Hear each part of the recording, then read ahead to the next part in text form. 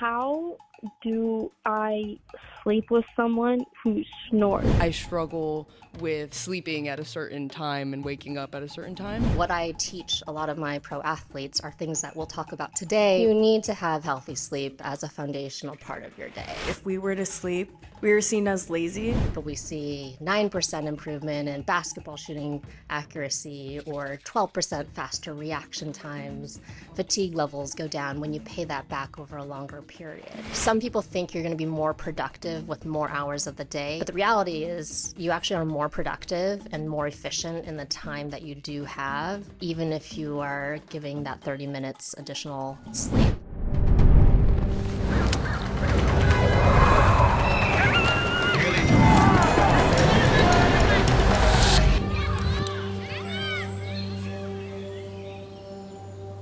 Hi everyone, welcome back to another episode of Ease. We are so excited for today's episode because we have the one and only Dr. Mah at the table today. Dr. Mah, thank you for being here. I'm so excited to be here. Thanks for having me. Thank you. Thank you so much for coming all the way here. Yay! And we really appreciate you taking the time out of your day. We love you, Dr. Mah. Yay. Thank you. Would you mind telling us a little bit about yourself? Sure. Well, hi. Thanks for having me. I'm so thrilled to be here and get to dive into all things sleep.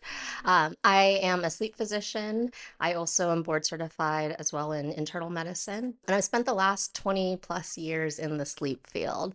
My specific research has focused on the impact of sleep and performance in elite athletes. And over the last 15 years, I've had some opportunities to work with professional athletes and sports teams across the various leagues, as you mentioned, from NBA, NHL, Major League Baseball, to help them apply the science and help them optimize both their sleep at home and on the road and practicing ways to enhance their performance. Wow. That's amazing. I remember you mentioned that you worked with Katie Ledecky and the Golden State Warriors. As you've helped the world's top athletes, can you mention how the process was? Yeah, I've had opportunities to work with individual athletes, as you mentioned, from Olympic athletes to individuals across the professional leagues. I help them create like customized sleep performance plans so that we're really tailoring their lifestyle, their habits, and their schedule. Obviously, this can depend what sport you play.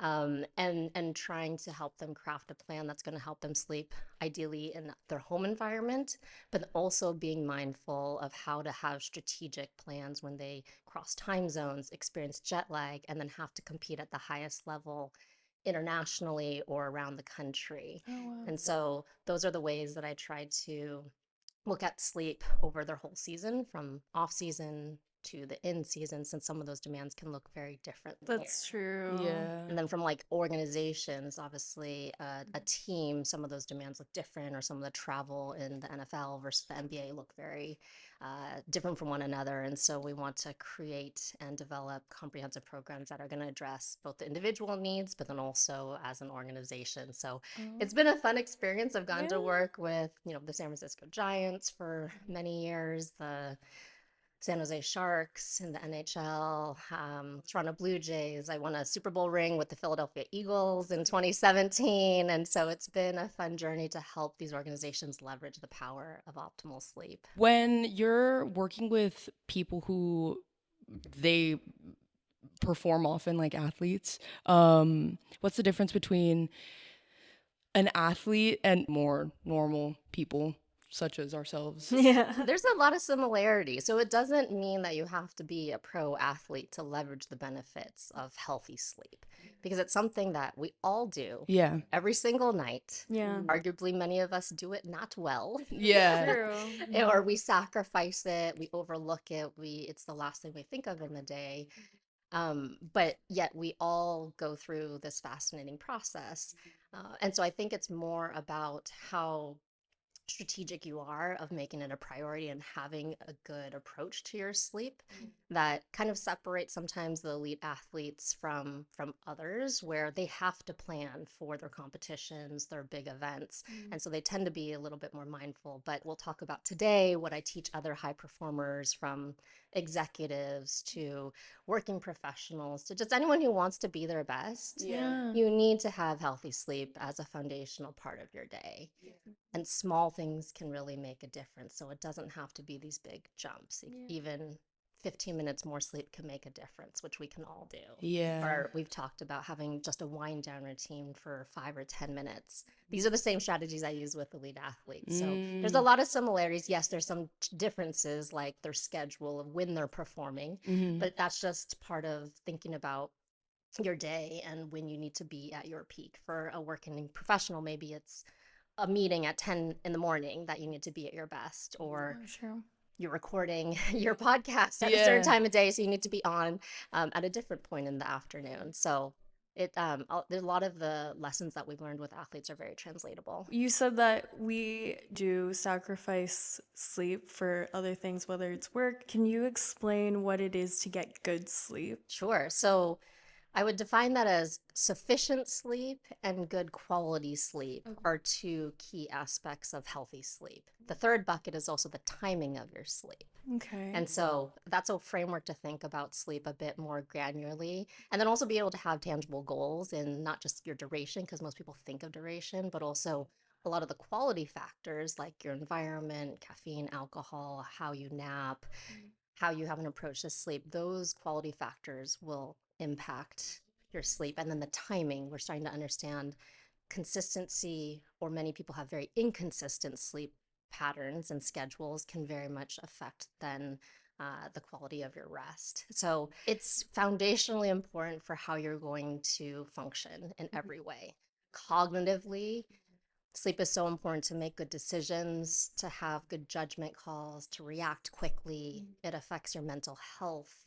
It will impact your emotions, if you're able to keep it in check, or you're irritable, how you interact with everyone. Physiologically, how our bodies function is very much impacted by sleep, which can mean you could be at higher risk for getting sick just from acute infections with sleep loss, to hormonal regulation and having the right balance of your hormones is impacted by your sleep patterns, to even like your core temperature. These are things that all are regulated by sleep and impacted as well. The framework to think about sleep is duration, how much you're getting in total every night. The minimum recommendation for every healthy adult by the American Academy of Sleep Medicine is 7 hours. That's minimum. But you may actually need 8 hours or 9 hours. And in some groups, like sleep deprived college students, or yes, my athletes, they may benefit from even more than that 9 hours or even 10 hours. Wow. And so you have to find what works for you to feel refreshed in the morning and function well in the day. But duration, yes, is key. And that's okay if you're not there yet. If you're getting 6 hours, if you're getting 5 hours, take small steps. Even 15 minutes every day this week will make a difference. And if you think about that, that's almost 2 hours more of sleep than you would have gotten if you just prioritize that 15 minutes. How much do you guys get? Oh my God. I sometimes won't get enough. I'll get like 5 hours of sleep, or sometimes I sleep up to like 11 hours on a weekend. On a weekend, I can hit a good 12 hours of sleep.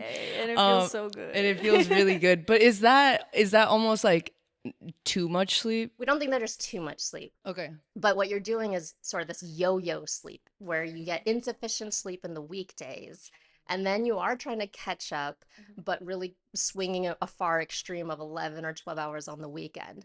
So it is good that you're trying to pay back what we call accumulated sleep debt. So when you don't get what your body needs every night, it builds up like a debt, or think of it like a credit card. So like making up sleep. Yes. So if you need 8 hours, hypothetically, and you're only getting 6, that's 2 hours of debt every day, say Monday to Friday. Yeah. And then now you have 10 hours of debt built up. So when it comes to the weekend, like I'm in debt. you are. So, yeah, you're in debt, and you should pay it back. And we do think you can pay back that short-term sleep loss, which is what a lot of my research has focused on. But most people only give themselves that one Saturday or maybe one weekend of sleep to try to catch up. But even if you said 11 hours and you needed 8 hours, right? So that's 3 hours you've made up Saturday, and let's just say even Sunday. Great, you feel better, you're more refreshed. You said it feels awesome, but you're still in debt of 4 hours from the week. And then you're starting your week again. And so this is Oh. what we think happens with accumulated debt. And so my research has looked at paying that back over a longer time, over multiple weeks. And that's where we see these incredible performance enhancements. Not Oh. just 1%, but we Hmm. see 9% improvement in Wow. basketball shooting accuracy, or 12% faster reaction times. Fatigue levels go down when you pay that back over a longer period. When you say that we kind of have this sleep debt, what is accounting for that debt? Like who is counting? That's a good question. Our bodies know how much sleep it needs, and our brain is very adaptable. Mm. And so you go through different sleep stages. There's light sleep, there's deep sleep, and then there's rapid eye movement sleep, or REM sleep, that you might have heard of. And that's when we get the most dreaming sleep. Now, when you don't get sufficient sleep and you're in sleep debt, like 6 hours through your work week, and then you give yourself that weekend to catch up or have that recovery sleep, your body and your brain are very smart, and it knows, okay, I didn't get sufficient rest in the week, so I'm going to throw myself faster into deep sleep and REM sleep to recover.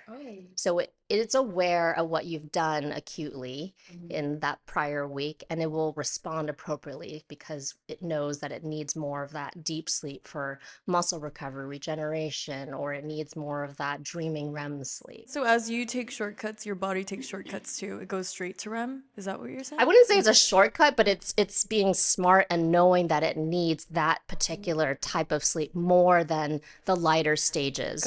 If you Gotcha. were, say, better rested and got 8 hours of sleep every day that week. Oh, I And so see. it's adapting and trying to compensate for the loss of the time, because if you are only getting 6 hours, you're cutting out typically one cycle or two cycles of sleep that you would typically get. I thought that maybe it had something to do with like our internal clock and the circadian rhythm. Since I was young, I've been a night owl. I like sleeping pretty late. I think I was just like I've been doing it since I was like maybe 12.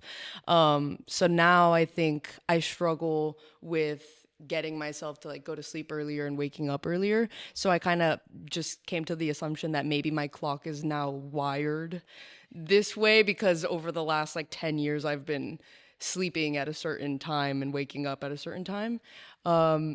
Is that accurate? No, you're on to something we call chronotype. Okay. So your body clock Hmm. is a little different. That's our natural. We have a 24-hour cycle where we have natural tendencies to be more alert in the day at some points. For example, like in the morning, naturally, people tend to be more alert. Uh-huh. They get this dip in their body clock in the afternoon, which is less about the food coma, but more about this dip in your Oh. natural body clock. Interesting. Yeah, you just naturally can feel less alert. So that's when it's easiest, like 1 to 4 p.m., to take a short power nap. If you've ever realized, that's when you get a little drowsier. Always. And then even if you don't do anything in the evening times, oftentimes your energy will come up a bit. So this is natural 24-hour oscillation of our alertness levels that govern everything from our sleep schedules to our core body temperature to hormonal regulation. That's what your body clock is. But what you're talking about Uh-huh. is specifically what we call chronotype, which Uh-huh. is natural tendency to be sometimes a morning person. So we call them morning larks, where you like to go to bed earlier and wake up earlier Mm-hmm. and tend to be more alert in the early morning hours. Night owls like to stay up later and then wake up later. Part of it is genetically driven, but that's just a natural tendency. And some people fall somewhere in the middle. So you don't have to be morning or evening type. And some people will say, yes, well, society or work or other obligations forces me to be on an earlier schedule. And it's hard for the night owls because it is going against their natural inclination to want to sleep a little later. And there are some things that you can do if you need and or want to shift to that schedule, such as a regular sleep schedule. One is really helpful to anchor your bedtime and your wake time.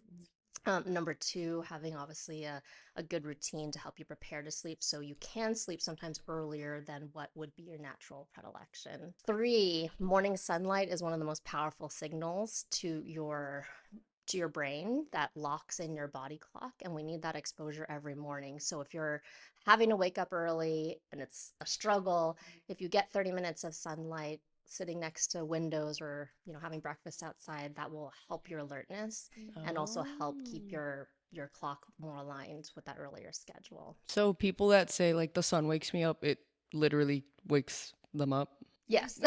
Okay, cool. Yes, the sun is That's great. me. A lot of people don't leverage the sun as much as I think. It really can be a very strategic tool. So 30 minutes in the morning time, you're most responsive to the sunlight in the first hour or two when you wake up. That's when our brain, there's a part literally right here called the suprachiasmatic nuclei. It's a mouthful, Whoa. Uh-huh. but it's the SCN, and that regulates your master clock. That is what needs sun exposure every day to set yourself in this time zone. And when Whoa. you cross time zones, that's when you experience a desynchrony from your internal clock, from your external environment. So when we fly and cross 3 time zones, it takes 1 day per time zone to reacclimate, and that's controlled by the master clock. Is that one of the key tactics you use for when you're helping athletes travel and like adapt to different areas or different Exactly. places? Yeah, I'm sure you both have experienced jet lag whenever you've Yes. gone on an airplane Mhm. and gone, even if it's 3 time zones to the East Coast or internationally. And every time zone that you cross, it takes about 1 day for your body to reacclimate to that new time zone. So even if you feel better after 1 day, that's usually the worst, right? When you first get in.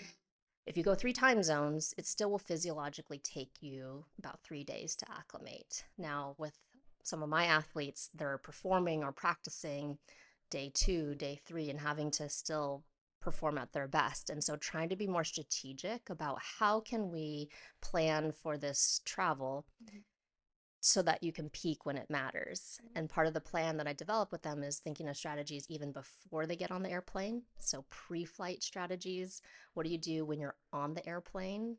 And then what do you do when you arrive? So post-flight strategies. That's so interesting because you said you think about what happens when they're on the plane. Does that mean like if they're napping on the plane? Like, Yes. do you recommend naps or like it depends on like their time zone? So it'll depend on what location you're going to. So how many time zones, depends on which direction. So eastward travel tends to be harder on our body clock because it's shifting it forward or advancing our body clock.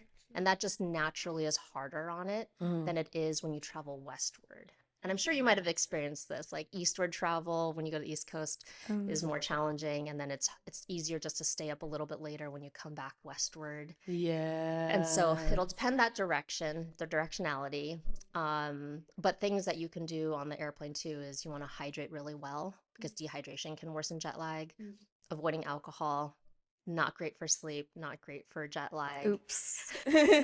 Me drinking champagne or like drinking on the plane. Oh yeah, there's a lot of people There's who a like lot of folks that drink a lot on planes, but it is Yeah. not great for your sleep, nor is it great for the jet lag. Yeah. You kill- When you eat can be important because that can also be, as we talked about, a signal to shift to that new time zone. And then when you nap or sleep. So I really like to get people onto the sleep schedule of the destination as quickly as possible, especially if it's longer international flights. Yes, especially when you're at one time I went to the Philippines and just to adapt, I only stayed in the Philippines for like 5 days, but it took 5 days for my body to adapt. And then by the time I came back to the US, my body was already used to that time. And I was not prepared at all. I didn't know that you had to train your body to sleep. Yeah. To your point, it can matter to how long you're going to be in a location. If you're there just for 2 days, sometimes it's not advantageous to shift your body clock. And you sometimes, if it works in the schedule, would be better off just staying at your local home time zone. But obviously everything about your schedule kind of needs to align Yeah. to allow you to do it. But then the jet lag isn't as bad when you come home. I feel like when you're younger too, your body kind of, it's easier to adapt because I don't know, in college, I didn't prioritize sleep at all. And I literally would just like work sometimes like so late and then like end up working in bed and with my laptop and then like falling asleep to that. So yeah, there was a lot of like ways that I didn't think sleep was so important. But now I'm realizing, even after this week of just thinking about like, okay, I need to get sleep, I've been sleeping 9 hours and that really changed. And help me think clearly too. You feel the Yeah, difference, I right? Of definitely that? feel the difference. Like in American culture, we're just like, go, go, go. And then like you don't need sleep. Like don't think about sleep. Or even in my family, like if we were to sleep, we were seen as lazy. So that like the stereotypes that come with it. Yeah. I mean, like you said, it's this badge of honor that persists in our society that we should sleep when we're dead, that you should be able to be your best on 4 hours of rest. And it's not true. Sometimes we think of it as like lack of sleep is like the new smoking, that like Yeah. if you're Yeah. not getting quality, healthy sleep, you're really, putting yourself at a disadvantage and not letting yourself be the best version of who you could be if you actually had rest. But Justice, I'm curious, when you said in college this wasn't a priority, you had some probably poor habits as you shared already. Definitely. What changed from kind of then to now this realization for you? Ooh, you know what? You did mention that you get irritable when you don't get sleep. So I think that had a huge thing. Also, I guess there were some people that like were like maybe if while I was doing my homework late at night, they would be like revisit this and like do it in the morning, rest first and then get back to it and then you might be more efficient. Some people think you're going to be more productive with more hours of the day, and they'll say, well, if I'm giving a half hour more to sleep, that's half hour less in my day. Yeah. But the reality is, you actually are more productive and more efficient in the time that you do have, even if you are giving that 30 minutes additional sleep. Yeah. And so I think that's one thing that a lot of folks have this misperception of, that they're going to lose out on time with family, friends, tasks that they need to do. But the truth is, you're more productive when you are better rested. Yeah, I feel like in college, even just researching for this episode, we had one of our interns who's in college right now telling us that a lot of her peers and classmates, like, they pull all-nighters all the time and like rely on a Celsius the next day to get them through the day. And I understand, because I feel like, I mean, they probably have so much work and so much homework and like finals and things to study. How can someone with a demanding schedule get good rest? It's a tough challenge, right? Because as you said, all of us have busy schedules, a lot on our plate, and we're trying to cram a lot into 24 hours. But a couple of my recommendations would be, as I said, one, it doesn't take a lot. And I think that's a realization too, that it's not like we're asking you to take an hour out of your day, but 5, 10 minutes to have a better wind down routine, or 15 minutes more sleep. Like, we all have that 15 minutes, whatever you're doing right before bed. So those small changes can make a difference. Number two is just thinking about changing your mindset about sleep. And as we've had this conversation, if folks are understanding and realizing that, to really show up as the best version of yourself, you need to have quality rest, because it will affect how you function when you wake up, what tasks you need to complete, how you interact with everyone around you. And that shift in your mindset, even if it's small, means that you hopefully will prioritize this in your day, and it's not just an afterthought. Because a lot of people are very reactive to their sleep. It's just whenever at the end of the day things end and I've done all of the tasks that I really had lined up for the day, and then they jump into bed. But that's being very reactive to sleep versus saying, okay, I have a targeted bedtime. I don't always hit it, but I have a target. I have a process to get myself to prepare and wind down. And then it becomes more of a regular part of your 24-hour cycle. How do you recommend, like, once the damage is done, getting through the day without indulging in such like bad habits like chugging an energy drink to get through the day? There are some strategies to get you through periods where you're going to be inevitably short on sleep. We're all going to experience it. Yeah. So one, yes, caffeine is helpful. Hopefully you're not, pounding 5 energy drinks throughout the whole day during this time, but caffeine strategically can help increase alertness temporarily. It is not a replacement for sleep at nighttime, but temporarily it can give you that boost for a couple of hours. The half-life of caffeine is about 6 hours, which means if you take a caffeinated beverage at dinner time, 6 p.m., 6 hours later, even by midnight, half of it is still active. And so people sometimes don't realize that that can still be as present, and so it can affect your sleep subsequently. So ideally, caffeine morning or earlier afternoon is better than later afternoon into evening time. power naps are your best friend. Really? So short power naps, 20 to 30 minutes is all that you really need, and it'll give you a boost for about 2 to 3 hours. Whoa. You want to avoid the long naps. I mean, have you ever done long naps where you feel terrible and sluggish when you Yes, wake of up course. from like an 2, 3 hour? Yeah, hours. 2, 3 hours, right? That's like a half a night of sleep. That's not Yeah. a power nap. Yeah. But that's when you're waking up from deeper stages of sleep, and you can feel that sluggishness. We call it sleep inertia, and that can persist for a little while. And so that's not obviously how you want to be if you now have to go do a project or other work.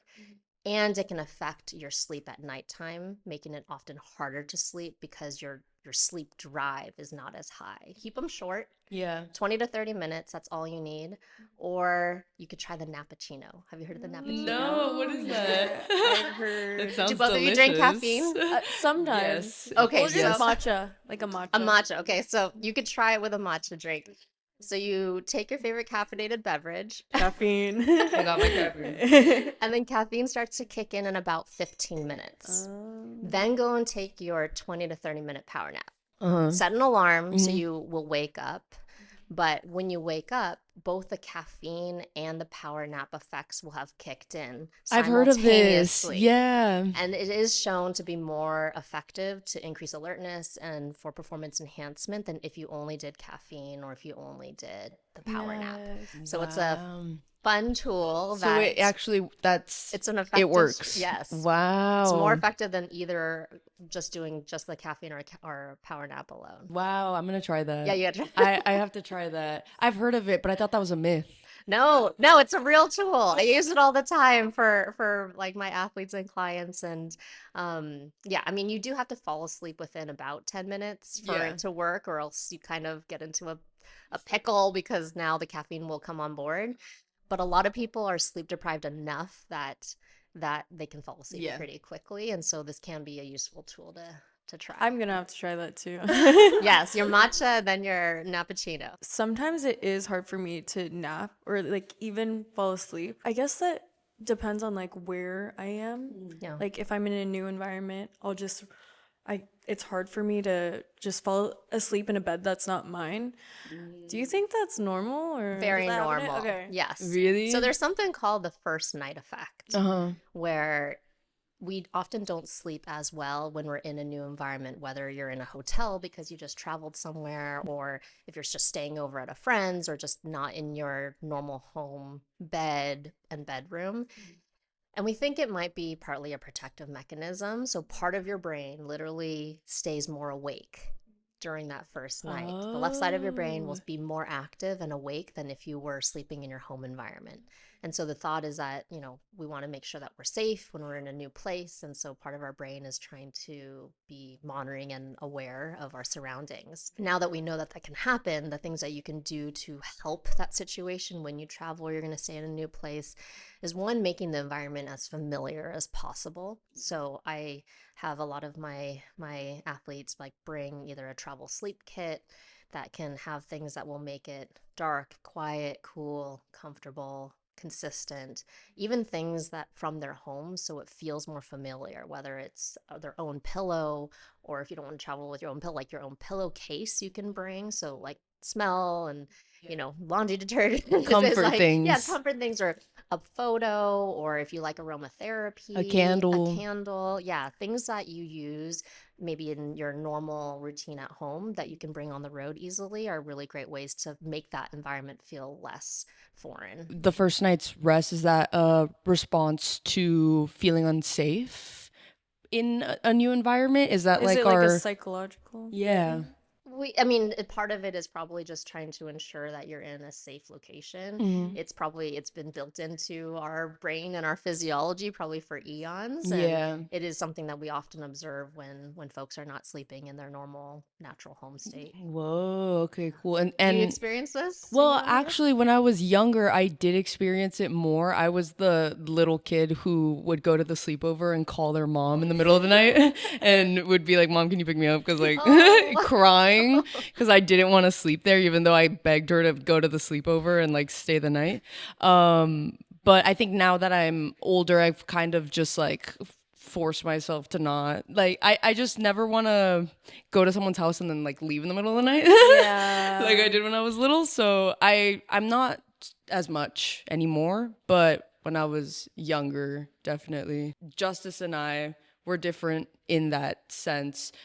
Is there people who have it more intense? Is there people who like it activates more in their brain? Yeah, I mean, definitely some people will have more difficulty sleeping in foreign environments than others that say, sometimes I get better sleep when I'm on the road than I do when I'm at home. What? And I think there's other factors that contribute to that. Like there's, maybe there's less distractions with dogs and pets or kids that interrupt your sleep in That's the middle of the right. night. So when you're away, some people actually get better rest on the road. Like So you there's, just said. like I just said as You're well, making yes, I some- have a young child, so I actually got great sleep last night because it was uninterrupted. Yeah. But yeah, so there's going to be variance in how people respond to sleeping in foreign environments. And then other people will struggle a lot too on the road and can take a couple of nights to feel like they are getting better rest in there. So just trying to find tools and strategies that will help you make the environment feel more familiar, I think is helpful to be mindful when you're going to be traveling. Oh, that's very interesting. I would even like nap in my car sometimes. Oh yeah. It would be hard for me to fall asleep. And then there would be times I just fall asleep and I get sleep paralysis. Speaking of sleep paralysis, Yeah. could we talk about sleep paralysis? Sure. I'm very curious about it because I know that stress affects our sleep.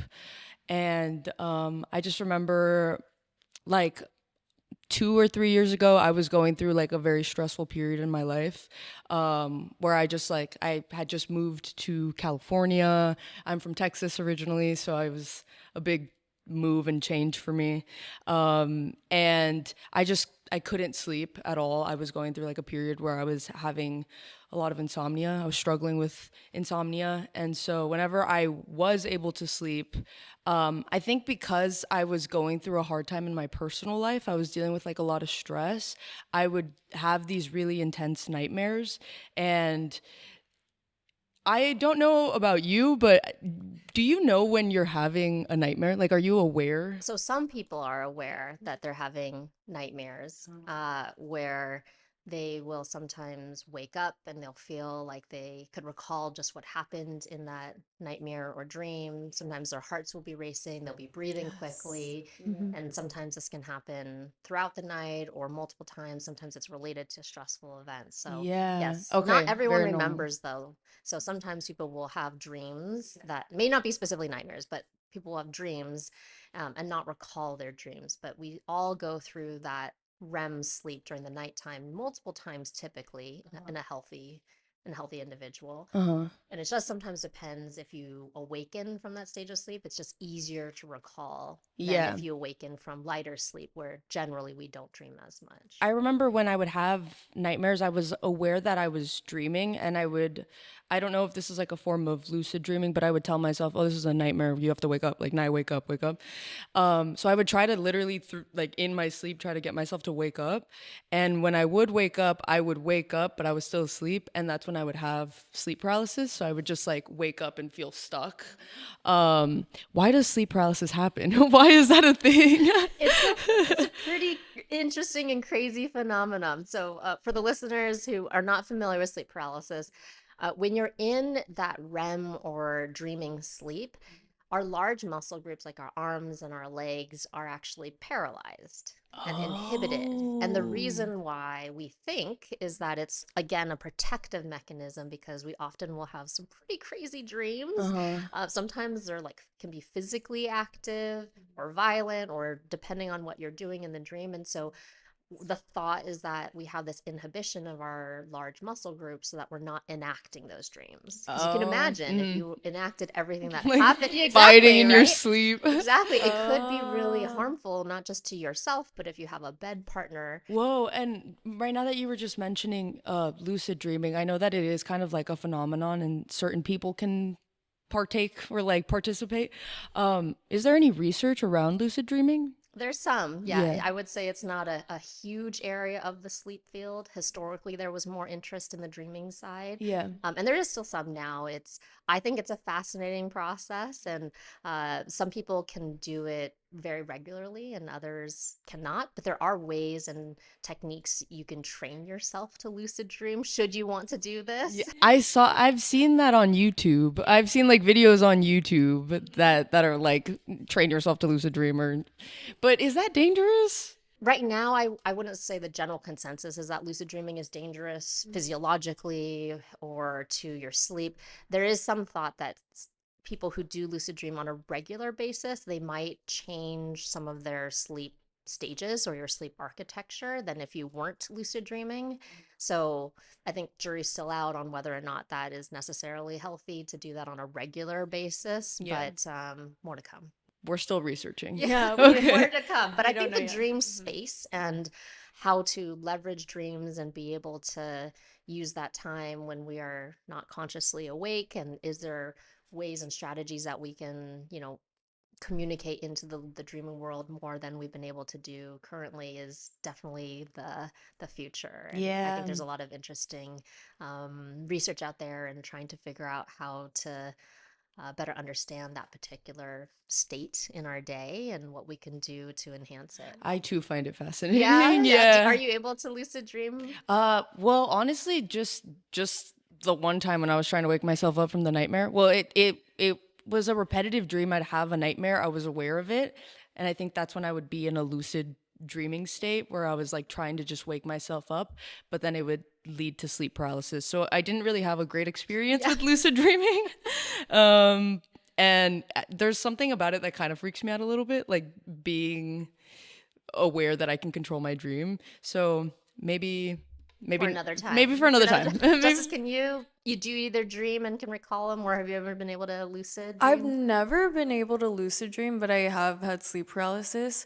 And it's interesting that you say that sleep paralysis is more of like kind of like a protection from like being able to react and stuff, because I have had instances where I've seen demons in my sleep paralysis and like crawl and like seen, it's scary. But basically I've seen stuff and like I would have to wiggle my fingers and my toes to get out of it, or there would be times where I would be facing my pillow and like I couldn't move my head, and I I think my like nose was literally on the pillow and I couldn't like move to breathe.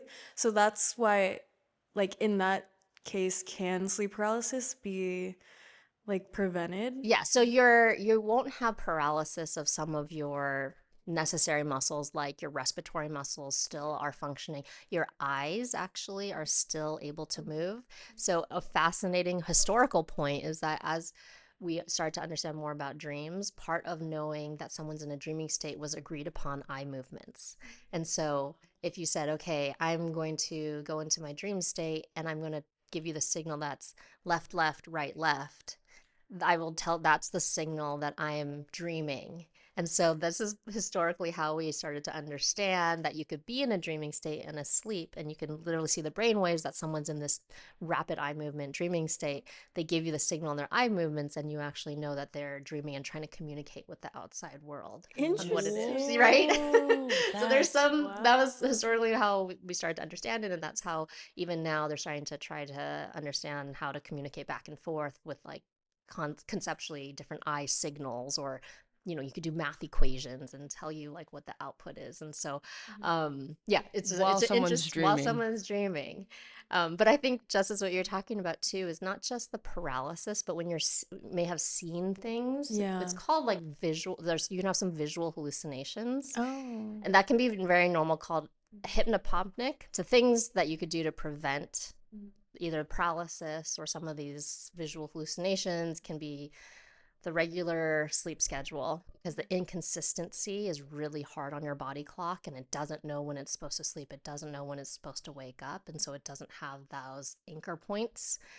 So that's one. Two is sufficient hours. We know when you're in a deprived state, we've already talked about how your sleep architecture and that staging changes. So you could be more prone to having some of these events.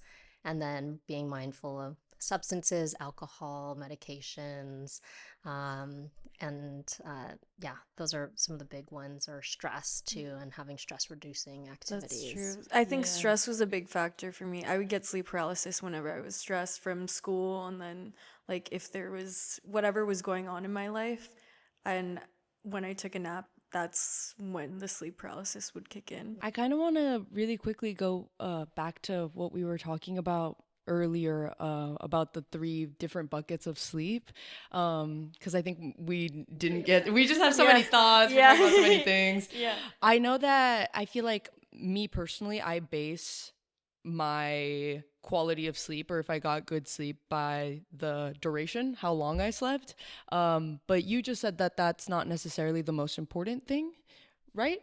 Yeah, so there's 3 buckets that I think it's easier to think about your sleep with: sleep duration, the quality of your sleep, and then the timing of your sleep.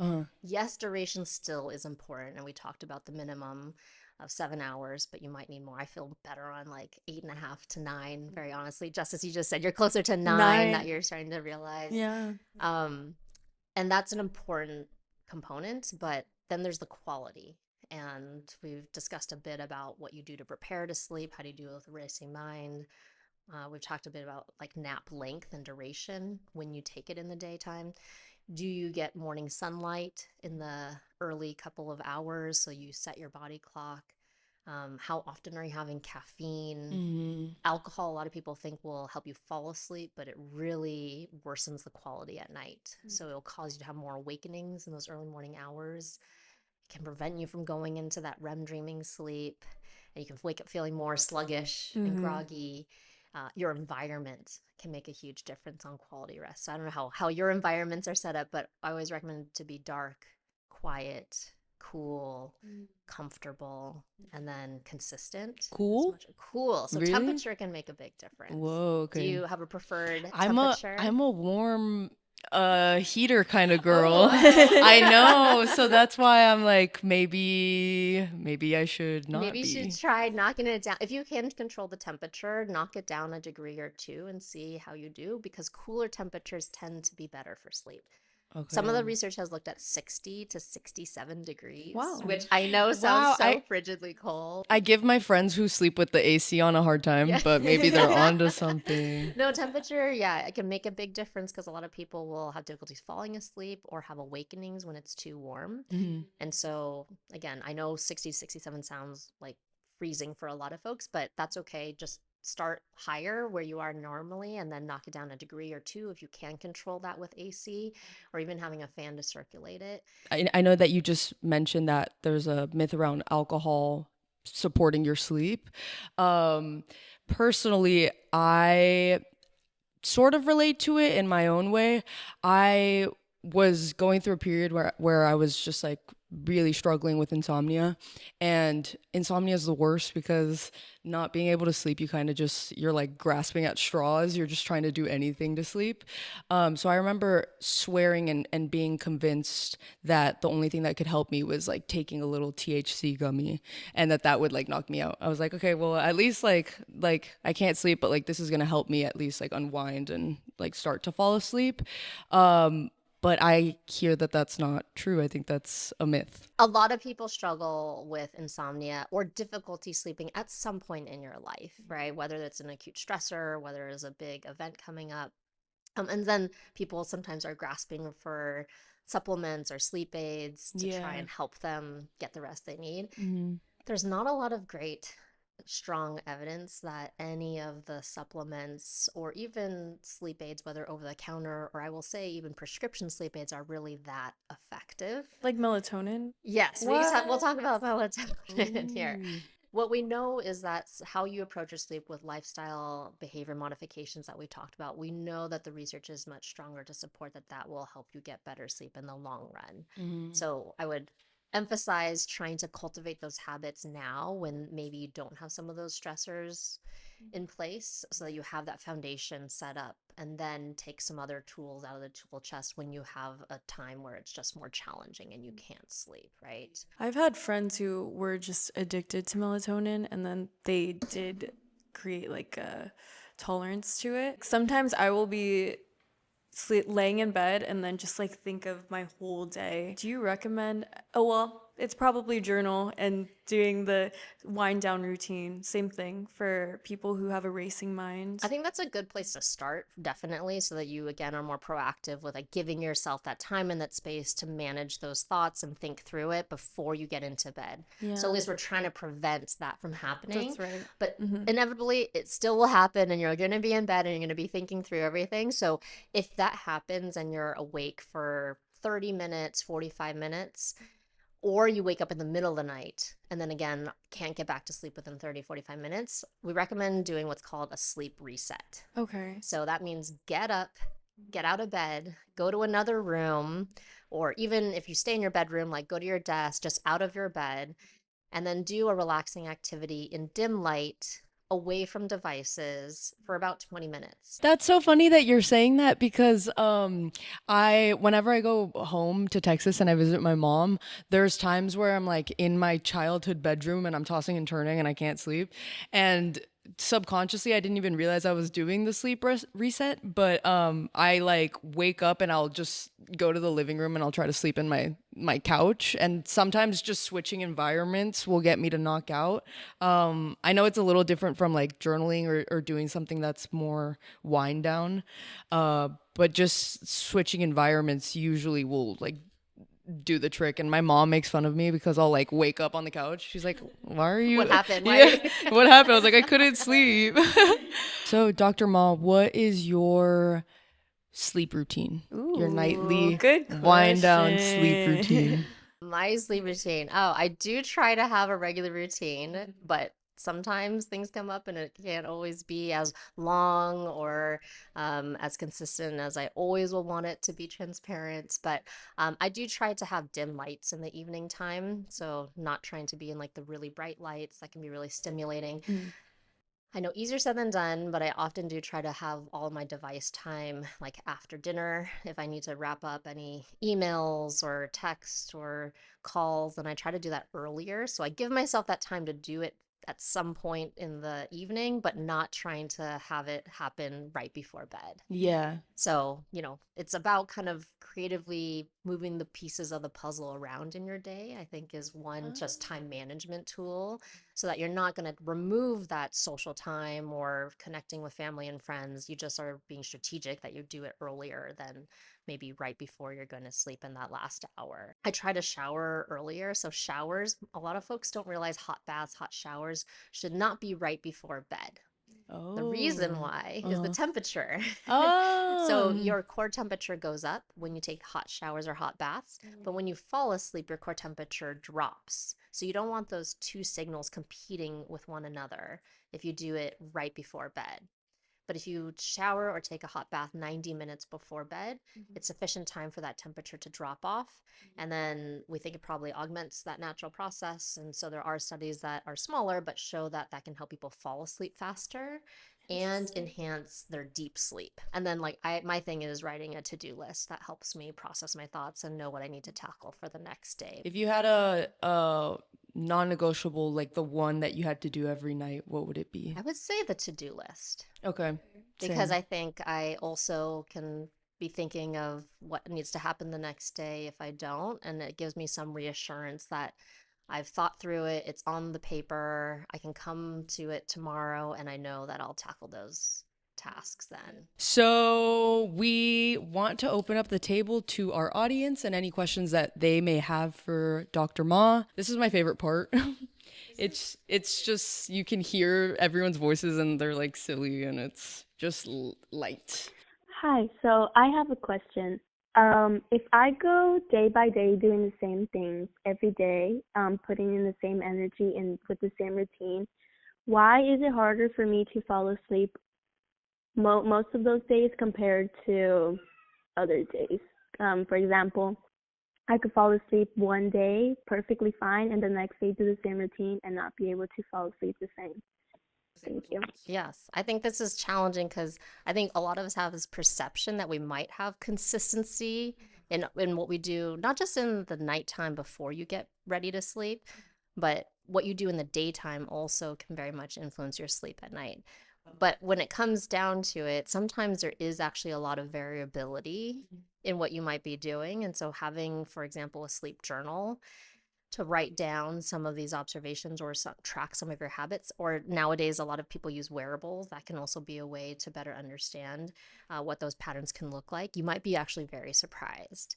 To address her question specifically, one thing I think about is that even if, let's just say, all the habits in the daytime and that hour before bed in the evening was exactly the same, your sleep may be different at nighttime in terms of how much of your certain sleep stages you got, even duration, awakenings during the nighttime. So maybe 2 nights ago, when she thought she had an 8-hour night, maybe it was only 6.5 hours of sleep and more interruptions, harder to fall asleep at that point, versus last night, same habits through the day and the night, but maybe she actually got 7.5 hours of sleep. So your drive to sleep will be different.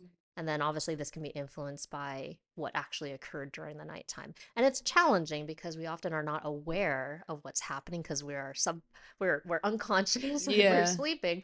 And that's where having some objective information that some of the wearables can provide nowadays to look at longer trends has been a useful tool in some situations. Hey, Nye, it's Grace. I just wanted to say, first of all, literally love you.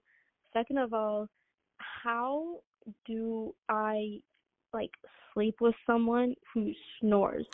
Like, I know there's a bunch of stuff to figure that out, but he's, like, literally, like, my brother. And he's, like, very loud. And there's, like, some sort of medication or some stupid stuff or, like, a technique to get you, like, to either not hear them or, like, not to snore.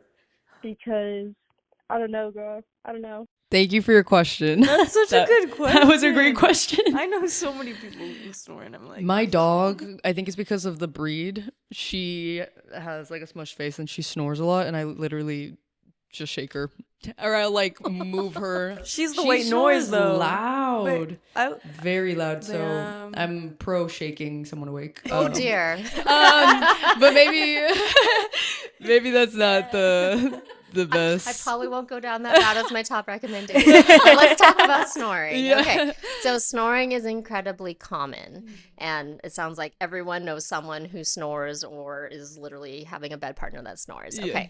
So what happens is your airway here, it should be this nice tube and air should go in and air should go out. But if you have airflow where it's turbulent in there, sometimes there's some partial or full collapse of the airway, then the airflow isn't smooth, and then we hear snoring. That can be a sign of something called sleep apnea, where you have that partial or full collapse of the airway.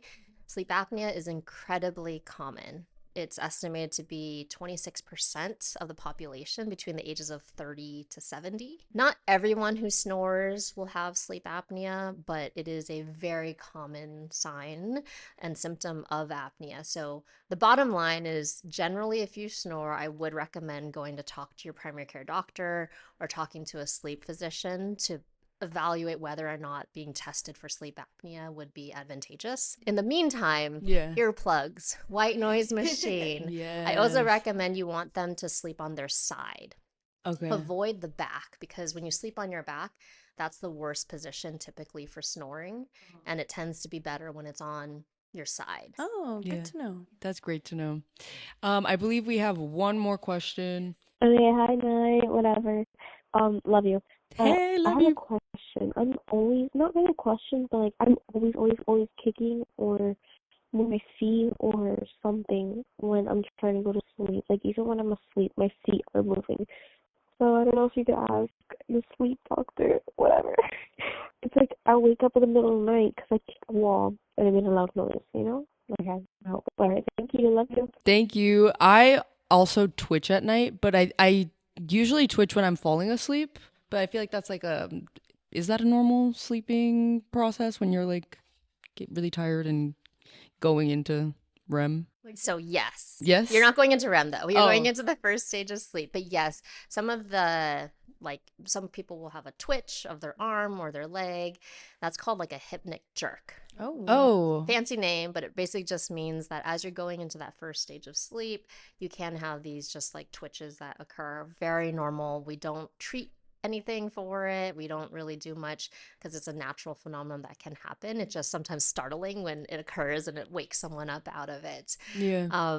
When it can get to maybe what she was describing, but we need to have a more conversation around it. You can have something called restless leg syndrome, where a lot of people who experience this phenomenon, they feel like there's like creepy crawly sensations in their legs or sometimes their arms that require them to feel like they have to move or shake their arms or their legs for it to subside. And so that can be something that happens in the beginning of the night or throughout the night. Also a very manageable condition as well. That's a little different than the like falling asleep jerks, but that is something that people will experience in their limbs during the nighttime.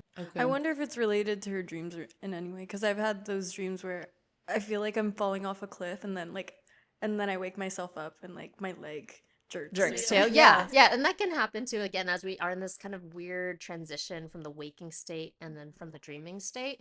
You can have those jerks and movements, and so that can happen and very normal. Thank you so much for your response, Dr. Ma. Thank you. We like to wrap up our show by tying it back to ease and the name of our show.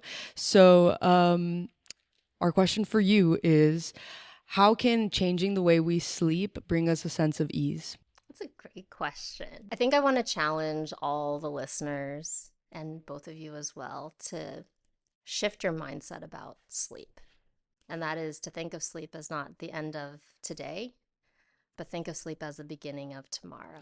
Wow. And I think why I want to end with that too is because I do think it can give you a sense of ease, knowing that you've shifted how you perceive your sleep, because that means if you're more proactive with how you make choices in your evening time, how you choose to wind down, you're investing in helping yourself be the best version of yourself tomorrow. And that, I think, can give people more ease, that instead of being reactive to their sleep, they're proactive. They're making intentional choices to set themselves up so that they can have the best day ahead of them. It's only once you experience getting better rest, not being sleep deprived, having a better structure around it, that a lot of my athletes have felt they've had this transformational change on their life, their career, and ultimately, health and longevity, because they realize what life should feel like when you're in an energized state, you're alert, and you can do the things that you want to do to the best of your ability. So hopefully that gives folks a sense of ease of making small changes along the way. Yeah, that's incredible. That's I think such a it good definitely answer. does. Sleep is an investment. I am taking that note out of it. Thank you so much. That was Thank such a great answer. Thank you so much, Dr. Ma. I feel like both of us learned a lot from this episode, and we'll definitely take it with us, journal it out. Thank you for the journals. Yeah. If you want the same journal as me and I, you could check it out on Dr. Ma's website, but you could also check out her Ma Method sleep pack. You'll be able to get a weekly call with Dr. Ma herself, and you'll have your own personalized sleep plan. We will have all of Dr. Ma's socials linked down below. Thank you guys so much for watching. Thank you, Dr. Ma, for joining us today. We are so grateful. And thank you for all the work you're doing. Thank you for having me. I hope everyone sleeps better tonight. Yay!